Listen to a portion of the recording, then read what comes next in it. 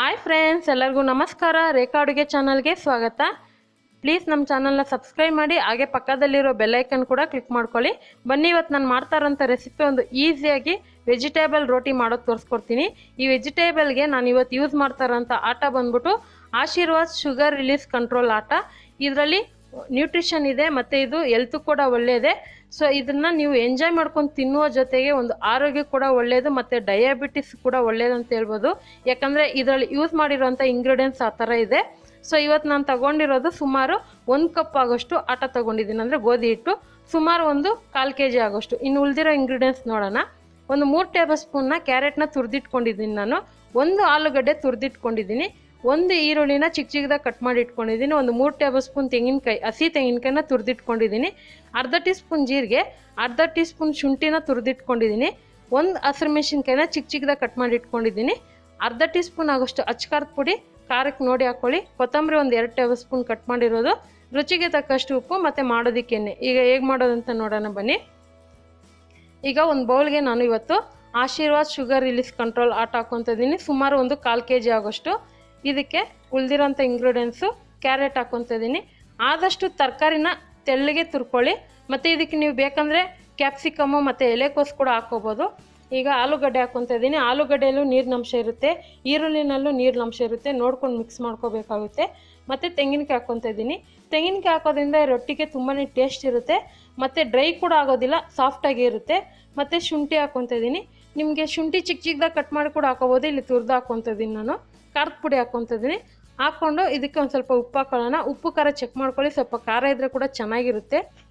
ಈಗ ಇದನ್ನು ಚೆನ್ನಾಗಿ ಮಿಕ್ಸ್ ಮಾಡ್ಕೊತೀನಿ.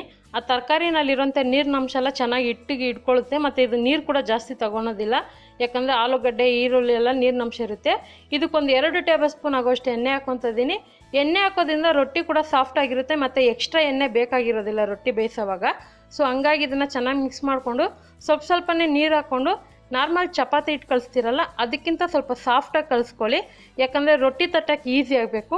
ಅಕಸ್ಮಾತ್ ಏನಾದರೂ ನಿಮಗೆ ಕೈಗೆ ಅಂಟೋ ಥರ ಇದ್ದರೆ ಕೊನೆಯಲ್ಲಿ ಒಂದು ಸ್ವಲ್ಪ ಎಣ್ಣೆ ಹಾಕ್ಕೊಂಡು ಚೆನ್ನಾಗಿ ನಾದ್ಕೊಳ್ಳಿ. ನೋಡಿ, ಸಾಫ್ಟಾಗಿ ಕಲಿಸ್ಕೋಬೇಕು ಇದನ್ನು.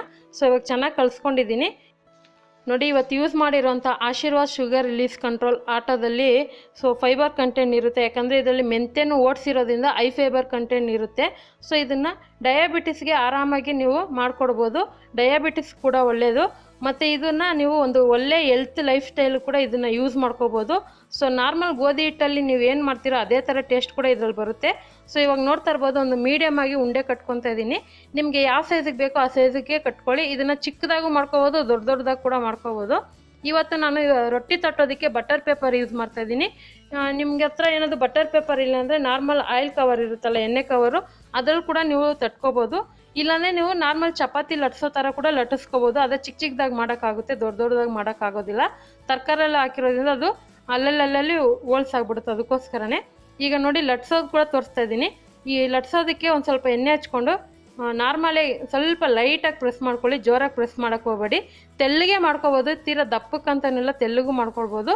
ಅದೇ ನೀವು ಮಕ್ಳಿಗೆ ಮಾಡ್ಕೊಡೋದಾದರೆ ಒಂದು ಸ್ವಲ್ಪ ಚಿಕ್ಕ ಚಿಕ್ಕದಾಗಿ ಮಾಡಿಕೊಡಿ, ಯಾಕಂದರೆ ಒಂದು ತಿಂದರೆ ಮತ್ತೆ ಕೇಳ್ತಾರೆ ಇನ್ನೊಂದು ಬೇಕು ಅಂತ, ಅಷ್ಟು ಚೆನ್ನಾಗಿರುತ್ತೆ ಇದು.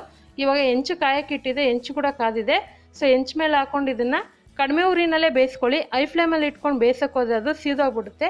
ಸೊ ಇದಕ್ಕೊಂದು ಸ್ವಲ್ಪ ಎಣ್ಣೆ ಹಾಕ್ಕೊತ ಇದ್ದೀನಿ. ನೀವೇನಾದರೂ ತುಪ್ಪ ಇಷ್ಟಪಡೋದಾದರೆ ತುಪ್ಪ ಕೂಡ ಹಾಕೋಬೋದು. ಮತ್ತು ಇದು ಎಲ್ಲ ಥರ ನೀವು ಗೋಧಿ ಹಿಟ್ಟು ಯೂಸ್ ಮಾಡ್ತೀರಲ್ಲ ಅದೇ ಥರನೇ ಟೇಸ್ಟ್ ಇರುತ್ತೆ ಇದರಲ್ಲಿ. ಮತ್ತು ಇದರಲ್ಲಿ ನ್ಯೂಟ್ರಿಷನ್ ಜಾಸ್ತಿ ಇರೋದ್ರಿಂದ ನಮ್ಮ ಫ್ಯಾಮಿಲಿಯಲ್ಲಿ ಕೂಡ ನಾವು ಇದೇ ಆಶೀರ್ವಾದ ಹಿಟ್ಟೇ ಯೂಸ್ ಮಾಡೋದು. ತುಂಬಾ ಚೆನ್ನಾಗಿರುತ್ತೆ. ಒಂದು ಬೆಳಗಿನ ಬ್ರೇಕ್ಫಾಸ್ಟ್ಗಂತೂ ಸೂಪರಾಗಿರುತ್ತೆ. ಅದರಲ್ಲೂ ಮಕ್ಕಳಿಂದ ದೊಡ್ಡೋರವರೆಗೂ ಎಲ್ಲರೂ ಇಷ್ಟಪಟ್ಟು ಕೂಡ ತಿಂತಾರೆ. ಸೊ ಇದನ್ನು ಒಂದು ಮೀಡಿಯಮ್ ಫ್ಲೇಮಲ್ಲಿ ಇಟ್ಕೊಂಡು 2 ಕಡೆ ಬೇಯಿಸ್ಕೊತ ಇದ್ದೀನಿ. ಈ ಥರ ಒಂದು ತರಕಾರಿ ಹಾಕಿ ಮಾಡಿಕೊಟ್ಟಾಗ ಹೆಲ್ತ್ ಕೂಡ ಒಳ್ಳೇದಂತ ಹೇಳ್ಬೋದು. ಸೊ ಇದನ್ನು ನೀವು ನಾರ್ಮಲ್ ಕಾಯಿ ಚಟ್ನಿ ಜೊತೆಗೋ ಇಲ್ಲಾಂದರೆ ಹಾಗೆ ಮೊಸರು ಜೊತೆ ಕೂಡ ಕಾಂಬಿನೇಷನ್ ಸಖತ್ತಾಗಿರುತ್ತೆ. ಇಷ್ಟಪಡೋದಾದರೆ ತರಕಾರಿ ಕುರ್ಮಾ, ಸಾಗು ಜೊತೆಗೆಲ್ಲ ಸೂಪರಾಗಿರುತ್ತೆ. ಅದೇ ಬಿಸಿ ಇರೋವಾಗನೇ ತಿನ್ನೋಕ್ಕೆ ಸೂಪರಾಗಿರುತ್ತೆ. ಉಳಿದಿರೋದು ಕೂಡ ಇದೇ ರೀತಿ ಮಾಡಿಟ್ಕೊಂಡಿದ್ದೀನಿ. ಖಂಡಿತ ಇವತ್ತು ಮಾಡಿರೋಂಥ ವೆಜಿಟೇಬಲ್ ರೋಟಿ ನಿಮಗೆಲ್ಲ ಇಷ್ಟ ಆಗಿದೆ. ನೀವು ಕೂಡ ಈ ರೆಸಿಪಿನ ಖಂಡಿತವಾಗಿ ಟ್ರೈ ಮಾಡಿ, ಹೇಗೆ ಬಂತಂತ ನನಗೆ ಕಮೆಂಟ್ ಮಾಡಿ. ಮತ್ತಷ್ಟು ಈಸಿ ರೆಸಿಪಿಗೋಸ್ಕರ ರೇಖಾ ಅಡುಗೆ ಚಾನಲ್ನ ಸಬ್ಸ್ಕ್ರೈಬ್ ಮಾಡಿ, ಶೇರ್ ಮಾಡಿ, ಲೈಕ್ ಮಾಡಿ. ಈ ವಿಡಿಯೋ ನೋಡಿದ್ದಕ್ಕಾಗಿ ಎಲ್ಲರಿಗೂ ಧನ್ಯವಾದಗಳು.